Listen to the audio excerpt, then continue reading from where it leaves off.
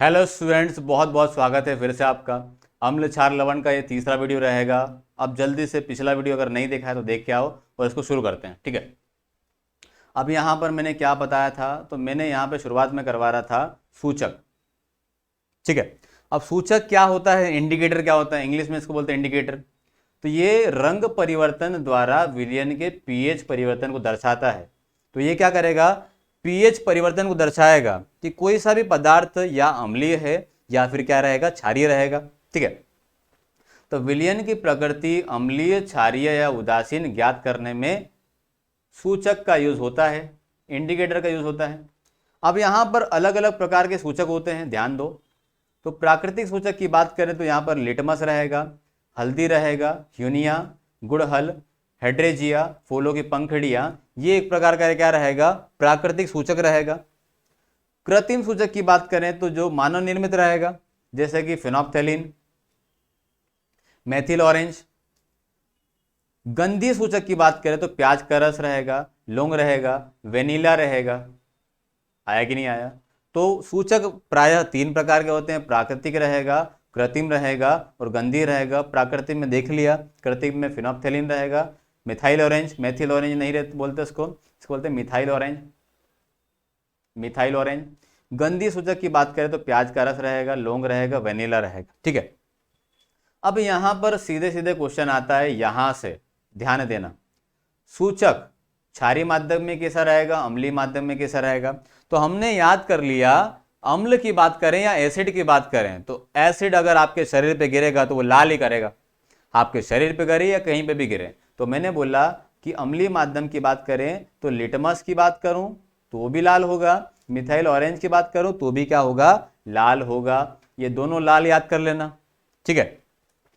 अब यहां पर ध्यान देना, लिटमस का काम हो जाएगा उल्टा क्षार माध्यम में। तो क्षार माध्यम में क्या रहेगा, क्षार माध्यम में क्या रहेगा, लिटमस लाल का क्या हो जाएगा, नीला हो जाएगा। तो लिटमस पेपर की बात करें तो जो क्षारीय माध्यम में कैसा हो जाएगा, लाल से हो जाएगा, नीला हो जाएगा। मिथाइल ऑरेंज की बात करें तो मिथाइल ऑरेंज में अम्ल तो लाल ही रहेगा, अम्ल लाल कर देगा और ये कर देगा उसको पीला, येलो। तो इसको याद कर लेना, मिथाइल ऑरेंज क्षारीय माध्यम में कैसा रहेगा, तो ये रहेगा पीला, येलो रहेगा। इसके बाद में फिनोप्थेलिन में याद करना है कि फिनोप्थेलिन के रंग रंगहीन होता है। तो अम्ल में डालोगे तो वो रंगहीन ही रहेगा। फिनोप्थेलिन रंगहीन होता है तो अम्ल में डाला तो रंगहीन ही रहेगा, लेकिन अगर आपने उसको क्षार में डाल दिया तो गुलाबी हो जाएगा। तो आपको याद किसका करना है, तो भाई साहब आपको याद बस क्षारीय माध्यम का करना है। अम्लीय का तो याद कर लिया तुम लोग, अम्लीय में दोनों में लाल रहेगा, नीचे वाले में क्या रहेगा, रंगहीन रहेगा। क्षारीय की बात करें तो क्षारीय में पहले लिटमस में तो उल्टा हो जाएगा, उधर लाल था इधर नीला हो जाएगा। अगर दूसरे की बात करें, मिथाइल ऑरेंज की बात करेंगे तो क्या हो जाएगा, तो मिथाइल ऑरेंज में क्या हो गया, मिथाइल ऑरेंज में हो गया पीला हो गया, वो नीचे हो गया गुलाबी। तो याद कर लेंगे, मिथाइल ऑरेंज में हो गया पीला और फिनोप्थेलिन में हो गया गुलाबी, ठीक है। उम्मीद करता हूं क्लियर हो गया। आगे बढ़ें, अगले पॉइंट वाइज में क्वेश्चन लेके आया हूं, ध्यान देना। लिटमस विलियन एक बैंगनी रंग का रंजक होता है। तो यहां पर थोड़ा सा बता दूं मैं आपको, लिटमस पेपर का निर्माण किससे होता है, यह क्वेश्चन आता है। तो इसका आंसर आएगा लाइकेन। लिटमस का पेपर होता है लाइकेन से होता है। लाइकेन क्या है, तो एक प्रकार का पादप है, पौधा है। क्या रहेगा, पौधा रहेगा। ये कैटेगरी किस में आता है, ये कैटेगरी आता है थेलोफाइटा में आता है। किस में रहेगा, थेलोफाइटा में। थेलोफाइटा में जिसमें जड़ भी नहीं रहेगी, तना भी रहेगा नहीं रहेगा, पत्ते भी नहीं रहेगा, थेलस नुमा रचना रहेगी पौधे की। अब लाइकेन क्या होता है, तो लाइकेन याद कर लेना कि यहां पर लाइकेन कवक और फंजाई जिसको बोलते हैं, सॉरी, कवक और शेवाल, कवक और शेवाल। कवक की बात करें तो कवक को बोलेंगे फंजी या फंजाई। शेवाल की बात करें तो यह रहेगा एल्गी, ठीक है। तो यहां पर कवक फंजाई, शेवाल कवक, सॉरी शेवाल एल्गी, दोनों का मिश्रण क्या कहलाता है, लाइकेन कहलाता है। मिश्रण इसका मतलब यह है कि कवक और शेवाल आपस में सहजीवी संबंध बिताते हैं, सहजीवी संबंध। इसको इंग्लिश में बोलेंगे क्या, इसको बोलेंगे सिम्बायोटिक रिलेशन, इसको क्या बोलेंगे, सिम्बायोटिक रिलेशन। तो क्वेश्चन ये भी आता है कि सहजीवी संबंध किसके किसके बीच होता है, या कवक या शैवाल के बीच में कौन सा संबंध होता है, तो क्या बोलेंगे, सिम्बायोटिक रिलेशन या सहजीवी संबंध। कवक की बात करें तो आपने देखा होगा कि छोटे छोटे इस तरीके से पौधे आते हैं, ऐसा रहेगा, सॉरी इस तरीके से रहेगा, ठीक है। इसका जो रंग रहेगा वो हमेशा हरा नहीं दिखेगा, भूरा दिखेगा या लाल दिखेगा। तो यहाँ पर क्या रहेगा, यहाँ पर इसमें कवक में हरित लवक की कमी होती है। अब हमको पता है कि कभी भी किसी भी पौधे को भोजन बनाने के लिए हरित लवक की आवश्यकता होती है, तो हरित लवक नहीं होगा तो ये भोजन नहीं बना पाएगा। लेकिन ये क्या करेगा, जड़ से, इसकी जड़ों से क्या करेगा, खनिज लवण ले सकता है। अब अगर बात करें शैवाल की, एल्गी की बात करें, तो इसमें हरित लवक होता है, हरित लवक होता है, लेकिन ये क्या करेगा, ये खनिज लवण पदार्थ नहीं ले पाएगा, ठीक है। तो यहां पर ध्यान देना, मैंने बोला एक के पास में है गैस टंकी और एक के पास में है कच्चा भोजन, कच्चा माल। गैस टंकी हरित लवक, मतलब ये आपका हरित लवक शैवाल के पास में है, तो गैस टंकी है इसके पास में। इसके पास में क्या है, कच्चा माल है। तो अगर भोजन बनाना रहेगा तो क्या करेगा, तो भाई साहब क्या करोगे आप लोग, गैस टंकी वाला गैस दे देगा, कच्चा भोजन वाला कच्चा भोजन दे देगा, तो आपस में क्या कर लेंगे, भोजन बना लेंगे। तो आया कि नहीं आया, तो यहाँ पर कवक और शैवाल क्या कर लेंगे, आपस में भोजन बना लेंगे। ये हरित लवक ये कच्चा भोजन शैवाल को देगा, शैवाल क्या करेगा, हरित लवक की सहायता से भोजन बना लेगा, दोनों क्या करेंगे, सहजीवी संबंध बिताएंगे। तो हम पढ़ रहे थे लिटमस पेपर, और लिटमस पेपर में यूज होता है लाइकेन का, जो होता है थैलोफाइटा। इसके बाद में जो थैलोफाइट समूह के पौधे लाइकेन से निकाला जाता है, अभी पढ़ा। उदासीन लिटमस विलयन का रंग बैंगनी होता है, याद कर लो, उदासीन विलयन का रंग क्या रहेगा, बैंगनी रहेगा। यह एक प्राकृतिक सूचक रहेगा, किस प्रकार का रहेगा, प्राकृतिक रहेगा, अभी बताया। हल्दी का पीला रंग क्षारीय माध्यम में लाल हो जाता है, याद कर लेना, हल्दी हो जाएगी लाल, कब, जब रहेगा क्षारीय माध्यम रहेगा। लाल गोभी के पत्ते के रस, लाल रंग क्षारीय माध्यम में हरा हो जाता है। तो यहां पर गोभी के पत्ते के ऊपर अगर लाल रंग रहेगा तो वो हो जाएगा हरा कलर हो जाएगा, कब हो जाएगा, क्षारीय माध्यम में हो जाएगा। और अम्लीय माध्यम में लाल ही रहता है, तो अम्ल में तो लाल ही रहेगा, पहले भी बताया था, लेकिन क्षार में कैसा हो जाएगा, हरा हो जाएगा। अगला पॉइंट क्या पढ़ते हैं, देखें। अगला है अम्लों के उपयोग और उनके स्रोत। बहुत ज्यादा जरूरी क्वेश्चन पेपर है ये, मतलब ये जो पॉइंट है क्वेश्चन यहीं से आएगा कि बताइए टार्ट्रिक अम्ल तो काम किस में रहेगा, उपयोग बेकिंग पाउडर बनाने में। क्वेश्चन आएगा सीधा सीधा कि बताओ बेकिंग पाउडर बनाने में किसका उपयोग होता है, तो हम बोलेंगे टार्ट्रिक अम्ल का। किस में होता है भाई साहब, तो इमली में रहेगा, अंगूर में रहेगा, कच्चा आम। तो यहां पर सीधे याद करना है, टार्ट्रिक अम्ल की बात करें तो यह रहेगा इमली में रहेगा, अंगूर में रहेगा, कच्चे आम में रहेगा, और इसका उपयोग रहेगा बेकिंग पाउडर, सोडियम बाइकार्बोनेट बनाने में, ठीक है, बेकिंग सोडा बोलते हैं इसको। एसिटिक अम्ल क्या होता है, तो मैंने बोला एसिटिक अम्ल किससे मिलता है, सिरका।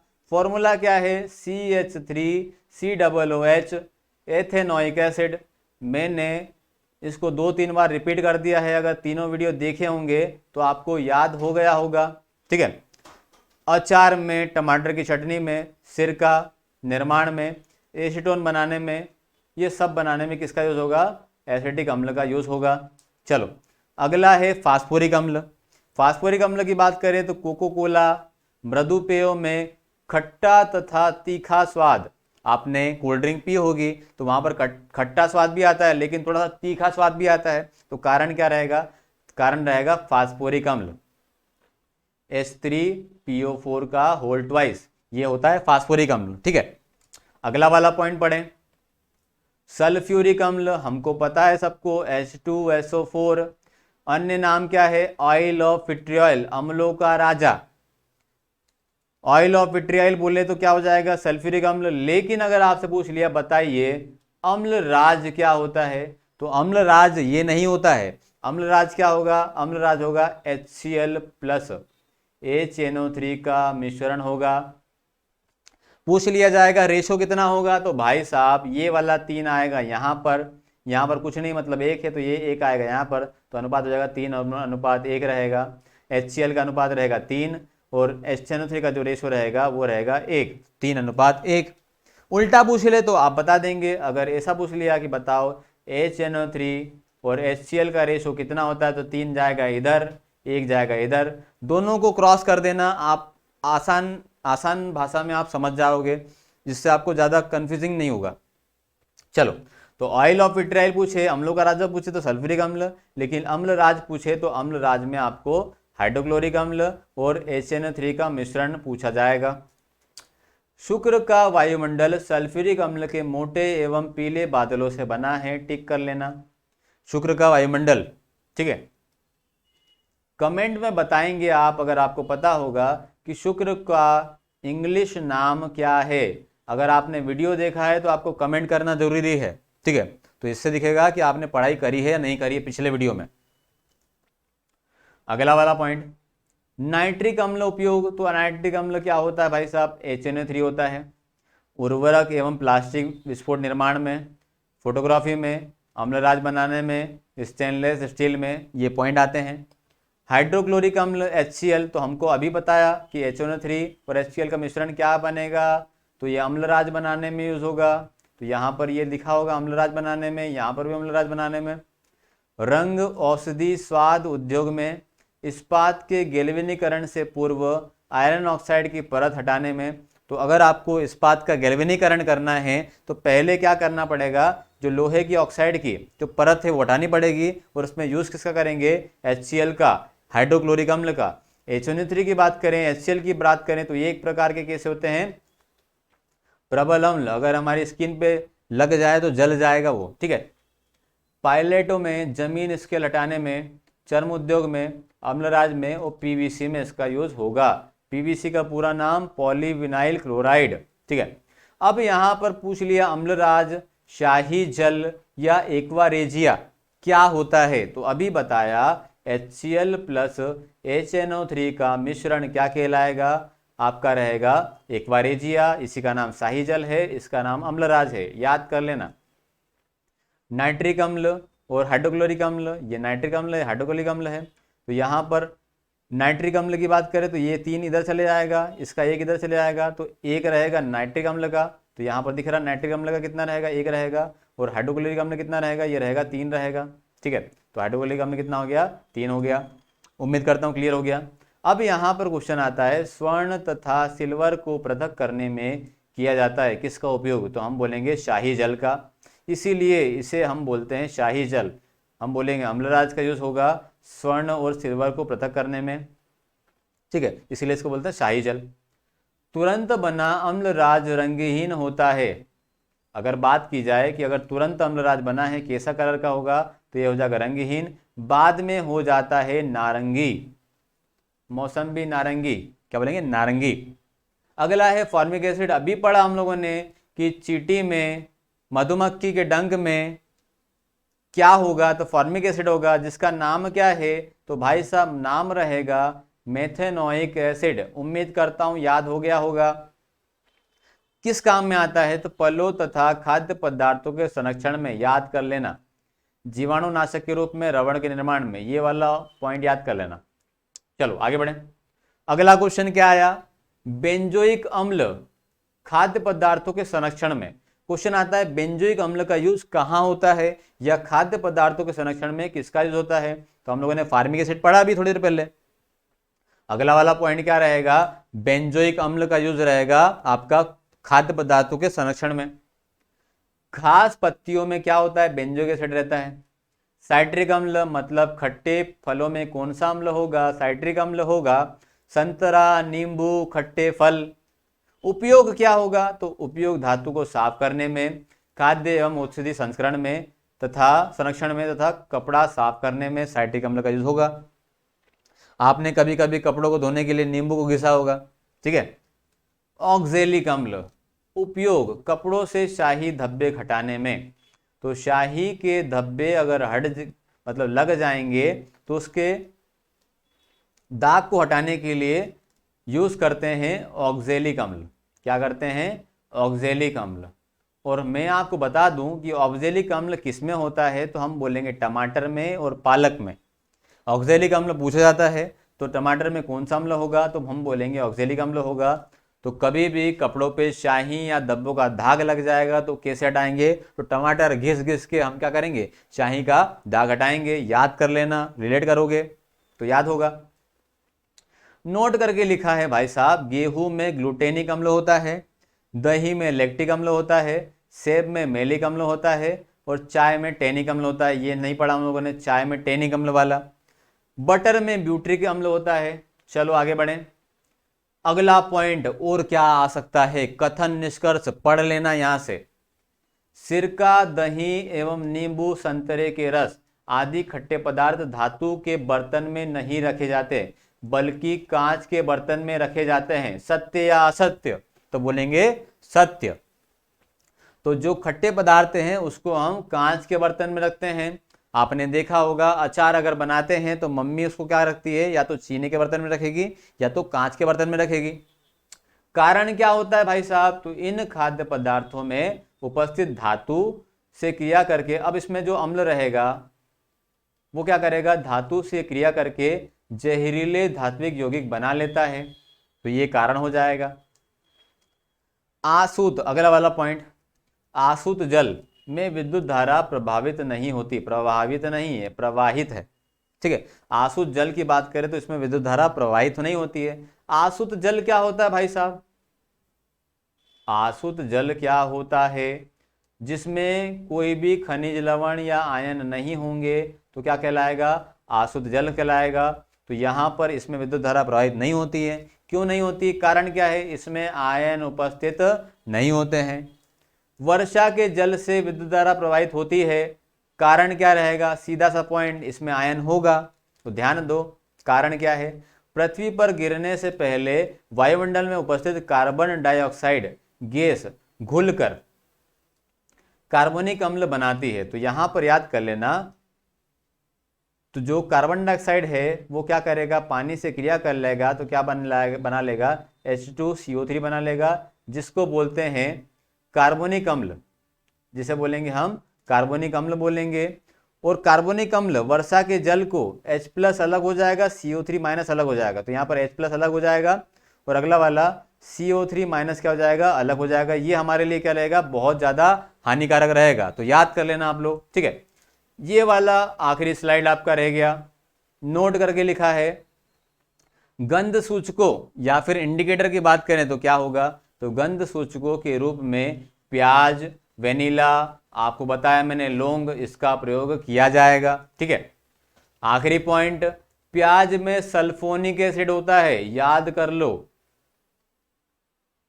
प्याज के अंदर कौन सा एसिड होगा? प्याज के अंदर होगा सल्फोनिक एसिड, जिसके कारण प्याज काटते समय आंसू आते हैं। ठीक है, एस्कॉर्बिक एसिड किसमें होगा? तो ये होगा आंवले में। क्या रहेगा? एस्कॉर्बिक एसिड रहेगा। एस्कॉर्बिक एसिड मतलब विटामिन सी रहेगा। उम्मीद करता हूं क्लियर हो गया होगा। ये आखिरी स्लाइड था।